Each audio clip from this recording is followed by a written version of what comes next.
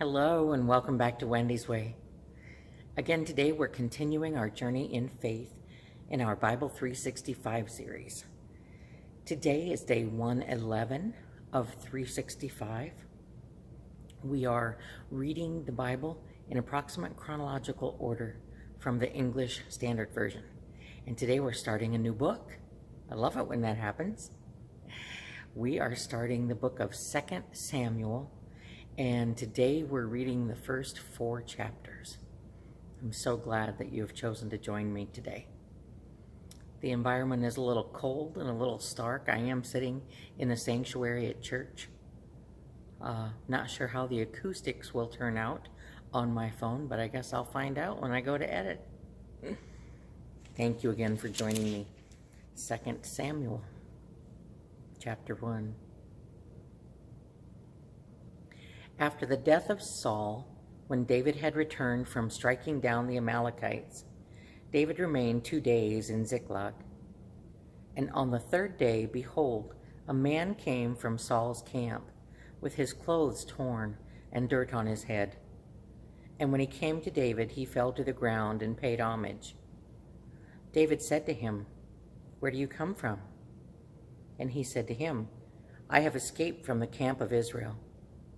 And David said to him, "How did it go? Tell me." And he answered, "The people fled from the battle, and also many of the people have fallen and are dead. And Saul and his son Jonathan are also dead." Then David said to the young man who told him, "How do you know that Saul and his son Jonathan are dead?" And the young man who told him said, "By chance I happened to be on Mount Gilboa, and there was Saul leaning on his spear. And behold, the chariots and the horsemen were close upon him. And when he looked behind him, he saw me and called to me. And I answered, 'Here I am.' And he said to me, 'Who are you?' I answered him, 'I am an Amalekite.' And he said to me, 'Stand beside me and kill me, for anguish has seized me, and yet my life still lingers.' So I stood beside him and killed him, because I was sure that he could not live after he had fallen. And I took the crown that was on his head and the armlet that was on his arm, and I have brought them here to my Lord." Then David took hold of his clothes and tore them, and so did all the men who were with him. And they mourned and wept and fasted until evening for Saul and for Jonathan his son, and for the people of the Lord and for the house of Israel, because they had fallen by the sword. And David said to the young man who told him, "Where do you come from?" And he answered, "I am the son of a sojourner, an Amalekite." David said to him, "How is it you are not afraid to put out your hand to destroy the Lord's anointed?" Then David called one of the young men and said, "Go, execute him." And he struck him down so that he died. And David said to him, "Your blood be on your head, for your own mouth has testified against you, saying, 'I have killed the Lord's anointed.'" And David lamented with this lamentation over Saul and Jonathan his son. And he said it should be taught to the people of Judah. "Behold, it is written in the book of Jashar." He said, "Your glory, O Israel, is slain on your high places. How the mighty have fallen. Tell it not in Gath, publish it not in the streets of Ashkelon, lest the daughters of the Philistines rejoice, lest the daughters of the uncircumcised exult.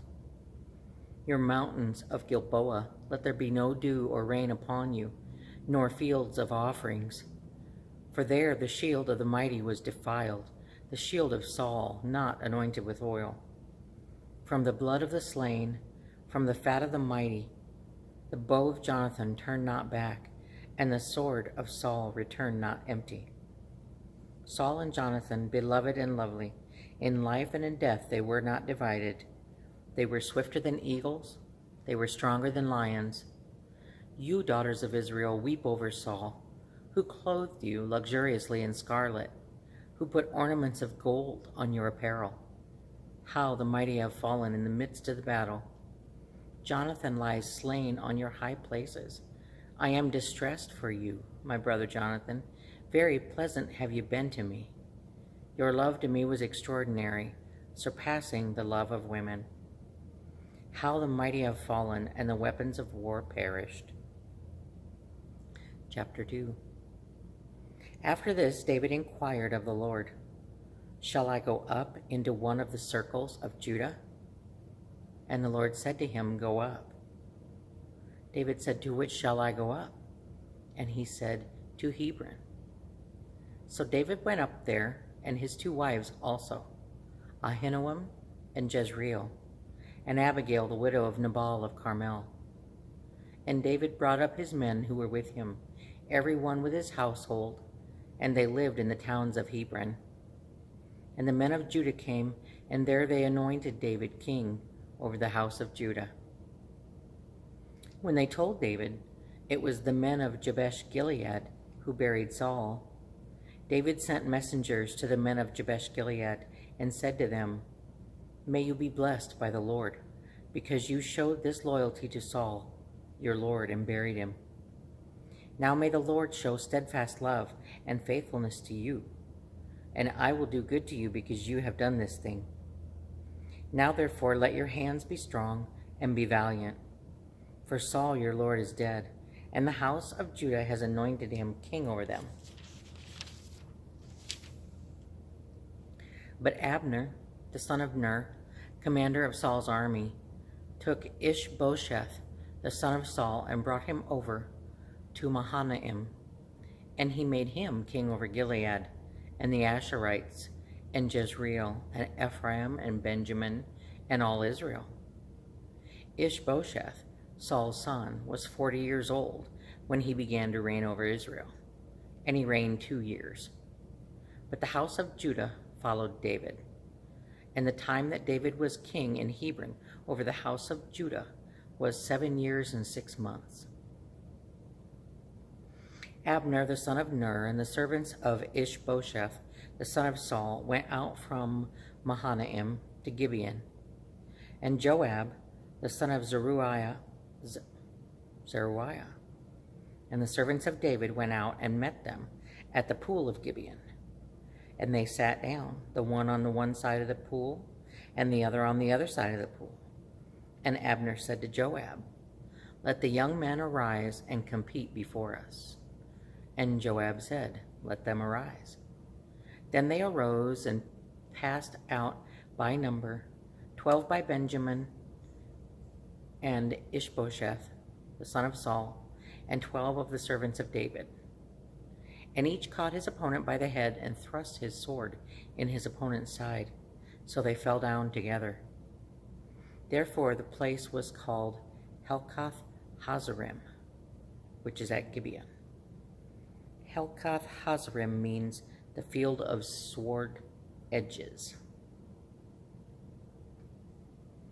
And the battle was very fierce that day, and Abner and the men of Israel were beaten before the servants of David. And the 3 sons of Zeruiah were there, Joab, Abishai, and Asahel.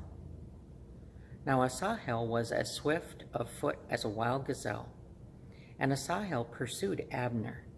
And as he went, he turned neither to the right hand nor to the left from following Abner. Then Abner looked behind him and said, "Is it you, Asahel?" And he said, "It is I." Abner said to him, "Turn aside to your right hand or to your left, and seize one of the young men, and take his spoil." But Asahel would not turn aside from following him. And Abner said again to Asahel, "Turn aside from following me. Why should I strike you to the ground? How then could I lift up my face to your brother Joab?" But he refused to turn aside. Therefore Abner struck him in the stomach with the butt of his spear, so that the spear came out at his back. And he fell there and died where he was, and all who came to the place where Asahel had fallen and died stood still. But Joab and Abishai pursued Abner, and as the sun was going down, they came to the hill of Ammah, which lies before Giah, on the way to the wilderness of Gibeon. And the people of Benjamin gathered themselves together before Abner and became one group, and took their stand on the top of a hill. Then Abner called to Joab, "Shall the sword devour forever? Do you not know that the end will be bitter? How long will it be before you tell your people to turn from the pursuit of their brothers?"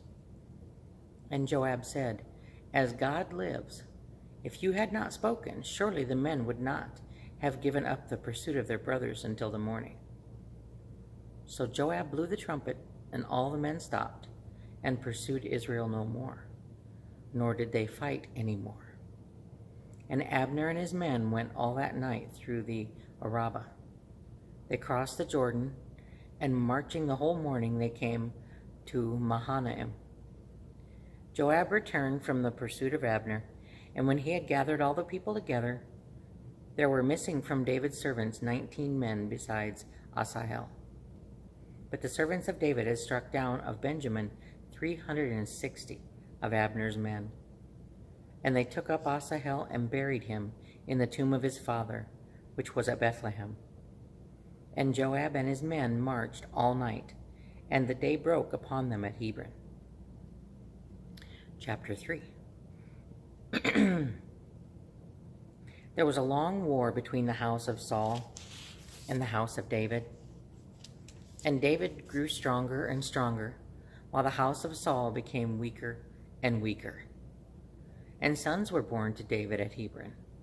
His firstborn was Amnon of Ahinoam of Jezreel, and his second, Chileab of Abigail, the widow of Nabal of Carmel, and the third, Absalom, the son of Maacah, the daughter of Talmai, king of Geshur, and the fourth, Adonijah, the son of Haggith, and the fifth, Shephatiah,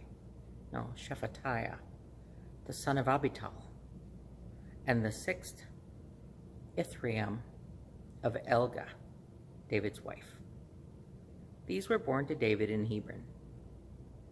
David had a lot of wives, obviously. While there was war between the house of Saul and the house of David, Abner was making himself strong in the land of Saul. Now Saul had a concubine whose name was Rizpah, the daughter of Aiah. And Ishbosheth said to Abner, "Why have you gone into my father's concubine?" Then Abner was very angry over the words of Ishbosheth and said, "Am I a dog's head of Judah? To this day I keep showing steadfast love to the house of Saul, your father, to his brothers and to his friends, and have not given you into the hand of David. And yet you charge me today with a fault concerning a woman? God do so by Abner, and more also, if I do not accomplish for David what the Lord has sworn to him, to transfer the kingdom from the house of Saul, and set up the throne of David over Israel and over Judah, from Dan to Beersheba." And Ishbosheth could not answer Abner another word, because he feared him. And Abner sent messengers to David on his behalf, saying, "To whom does the land belong? Make your covenant with me, and behold, my hand shall be with you, to bring over all Israel to you." And he said, "Good, I will make a covenant with you. But one thing I require of you, that is, you shall not see my face unless you first bring Michal, Saul's daughter, when you come to see my face." Then David sent messengers to Ishbosheth, David's son, saying, "Give me my wife, Michal, for whom I paid the bride price of 100 foreskins of the Philistines." And Ishbosheth sent and took her from her husband, Paltiel, the son of Laish. But her husband went with her, weeping after her all the way to Bahurim. Then Abner said to him, "Go, return." And he returned. And Abner conferred with the elders of Israel, saying, "For some time past you have been seeking David as king over you. Now then, bring it about, for the Lord has promised David, saying, 'By the hand of my servant David I will save my people Israel from the hand of the Philistines, and from the hand of all their enemies.'" Abner also spoke to Benjamin, And then Abner went to tell David at Hebron all that Israel and the whole house of Benjamin thought good to do. When Abner came with 20 men to David at Hebron, David made a feast for Abner and the men who were with him. And Abner said to David, I will arise and go, and will gather all Israel to my lord the king, that they may make a covenant with you, and that you may reign over all that your heart desires. So David sent Abner away, and he went in peace. Just then the servants of David arrived with Joab from a raid, bringing much spoil with them. But Abner was not with David at Hebron, for he had sent him away, and he had gone in peace. When Joab and all the army that was with him came, it was told Joab, Abner, the son of Ner, came to the king, and he has let him go, and he has gone in peace. Then Joab went to the king and said, What have you done? Behold, Abner came to you. Why is it that you have sent him away, so that he is gone? You know that Abner, the son of Ner, came to deceive you, and to know you're going out and you're coming in, and to know all that you are doing. When Joab came out from David's presence, he sent messengers after Abner, and they brought him back from the cistern of Sirah. But David did not know about it. And when Abner returned to Hebron, Joab took him aside into the midst of the gate to speak with him privately. And there he struck him in the stomach so that he died, for the blood of Asahel his brother. Afterward, when David heard of it, he said, I and my kingdom are forever guiltless before the Lord for the blood of Abner the son of Ner. May it fall upon the head of Joab and upon all his father's house. And may the house of Joab never be without one who has a discharge, or who is leprous, or who holds a spindle, or who falls by the sword, or who lacks bread. That's an ugly curse. So Joab and Abishai, his brother, killed Abner, because he had put their brother Asahel to death in the battle at Gibeon. Then David said to Joab and to all the people who were with him, Tear your clothes and put on sackcloth and mourn before Abner. And King David followed the bier. They buried Abner at Hebron, and the king lifted up his voice and wept at the grave of Abner, and all the people wept. And the king lamented for Abner, saying, Should Abner die as a fool dies? Your hands were not bound, your feet were not fettered. As one falls before the wicked, you have fallen. And all the people wept again over him. Then all the people came to persuade David to eat bread while it was yet day. But David swore, saying, God do so to me and more also, if I taste bread or anything else till the sun goes down. And all the people took notice of it, and it pleased them, as everything that the king did pleased all the people. So all the people in all Israel understood that day that it had not been the king's will to put to death Abner the son of Ner. And the king said to his servants, Do you not know that a prince and a great man has fallen this day in Israel? And I was gentle today, though anointed king. These men, the sons of Zeruiah, are more severe than I. The Lord repay the evildoer according to his wickedness.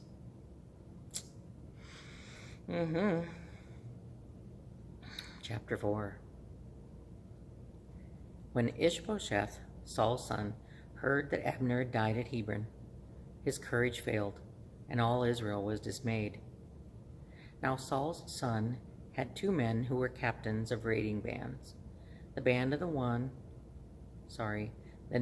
one was Baanah, and the name of the other, Rechab, sons of Rimmon, a man of Benjamin from Beroth.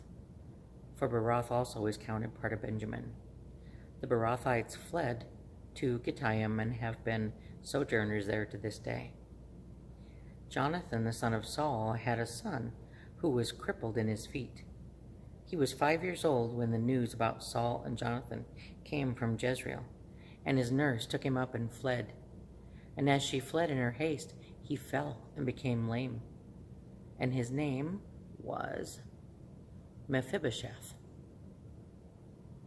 Now the sons of Rimmon, the Beerothite, Rechab and Baanah, set out, and about the heat of the day they came to the house of Ishbosheth, as he was taking his noonday rest. Ooh. Oh, what's the word I'm looking for? Siesta. And they came into the midst of the house, as if to get wheat, and they stabbed him in the stomach. Then Rechab and Baanah his brother escaped. When they came into the house, as he lay on his bed in his bedroom, they struck him and put him to death and beheaded him. They took his head and went by the way of the Arabah all night, and brought the head of Ishbosheth to David at Hebron. And they said to the king, Here is the head of Ishbosheth, the son of Saul, your enemy, who sought your life. The Lord has avenged my lord the king this day on Saul and on his offspring.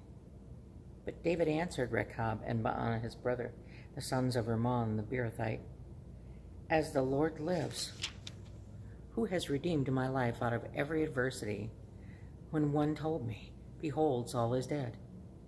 And though he was bringing good news, I seized him and killed him at Ziklag, which was the reward I gave him for his news. How much more, when wicked men have killed a righteous man in his own house, on his bed, shall I not now require his blood at your hand, and destroy you from the earth? And David commanded his young men, and they killed them, and cut off their hands and feet, and hanged them beside the pool of Hebron. But they took the head of Ishbosheth and buried it in the tomb of Abner at Hebron. Wow. You know, it sounds like everyone assumes that they know what David wants. They assume that since Saul pursued him, and then Abner, who was the leader of Saul's army, pursued him, that he would want them dead, that he would want retaliation. But that's not what he wanted. He was a man after God's own heart. He still loved and respected Saul as God's anointed. All right, that's the end of today's reading. May the good Lord who blesses me each and every day of my life bless you as well, today and always. Amen.